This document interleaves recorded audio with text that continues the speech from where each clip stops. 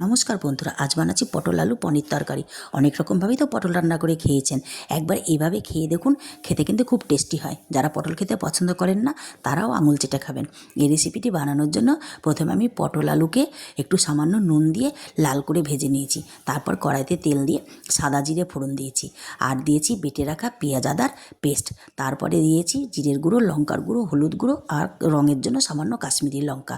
তারপরে মশলাটাকে ভালো করে কষে নিয়েছি, আর দিতে হবে পরিমাণ মতো নুন।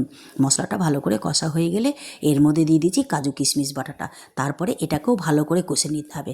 এটা কষা হয়ে গেলে এর মধ্যে ভেজে রাখা পটল আলুটা দিয়ে আর দিয়ে দিচ্ছি কুড়িয়ে রাখা পনির। তারপরে ভালো করে নাড়াচাড়া করে পরিমাণ মতন জল দিয়ে দিতে হবে, যাতে পটল আর আলুটা সিদ্ধ হয়ে যায়। আর দিলাম সামান্য চিনি। পটল আলুটা সিদ্ধ হয়ে গেলে এর মধ্যে গরম মশলা, ঘি দিয়ে নামিয়ে নিন। হয়ে যাবে টেস্টি পটল আলু পনির রেসিপি।